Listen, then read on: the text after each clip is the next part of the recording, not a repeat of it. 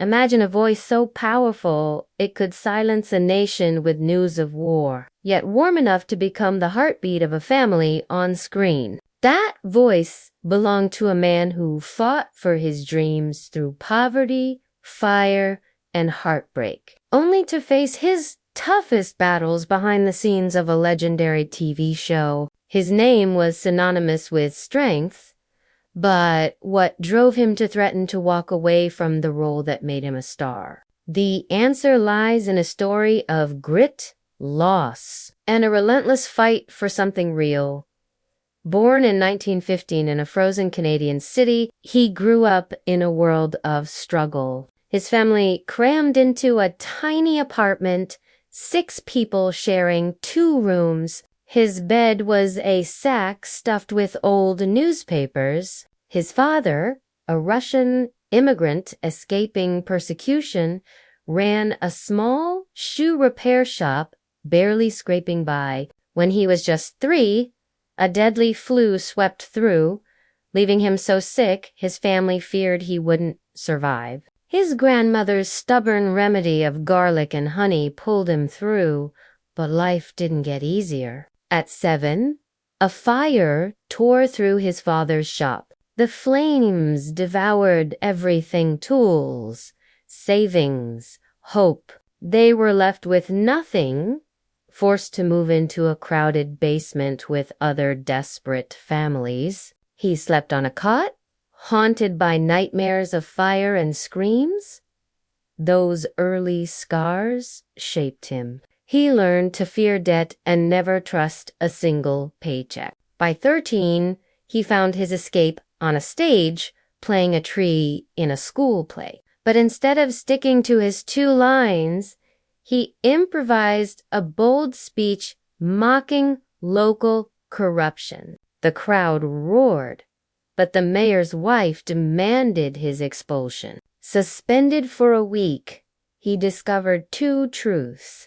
He loved the thrill of performance, and speaking out could cost him. That lesson stuck. During the Great Depression, with jobs scarce, he scavenged junkyards to build a radio from scratch by candlelight in a coal cellar.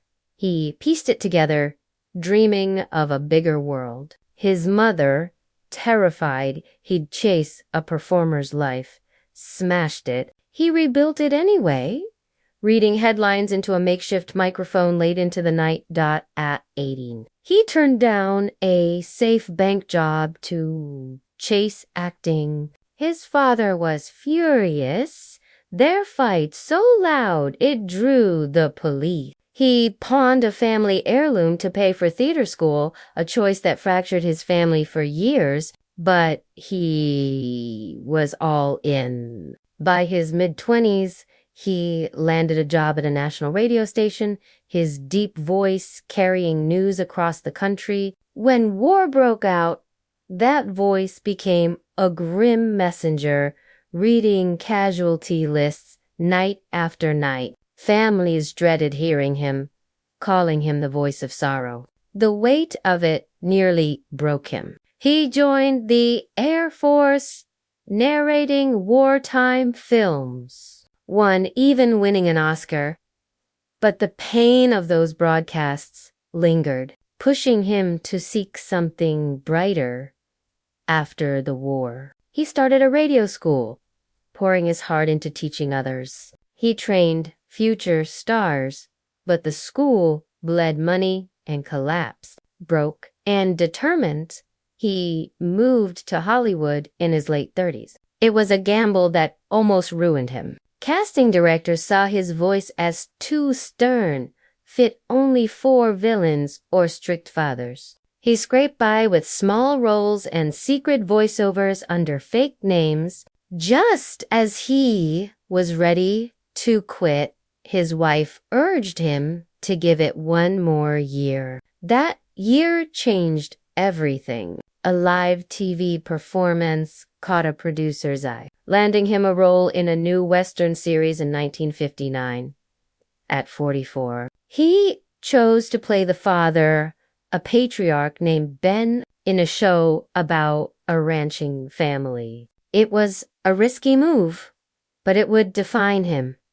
The show struggled early, barely clinging to low ratings. After just 16 episodes, he nearly walked away. He felt the character was too stiff, too hollow. He demanded scripts that showed a real father, flawed, warm, human. The writers listened, and by 1961, the show soared to number 2. But success came with new battles. He clashed with a co-star who played his son.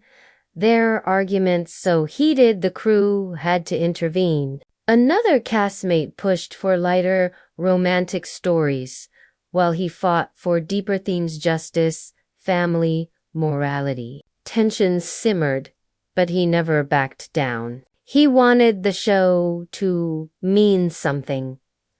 If this story touches your heart, please share it to keep his legacy alive.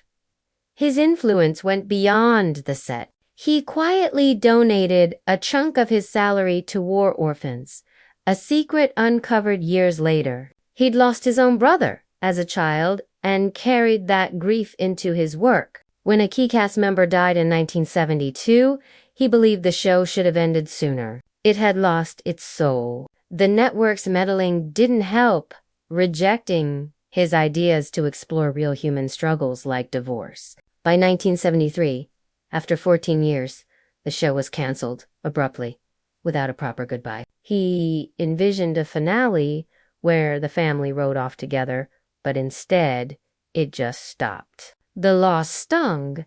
Even after the show ended, he kept creating. In 1978, he took a bold leap into science fiction, playing a space commander in a short-lived series. That voice, once heavy with war's grief, now guided humanity's last hope among the stars. He starred in a quiet TV movie, drawing on his own childhood to portray a farmer trapped by duty. In the 1970s and 80s, he hosted nature shows, his voice narrating the beauty of the wild. He spoke for the earth, for animals, for causes he believed in. His final project, a wildlife series, ran until the year he died in 1987.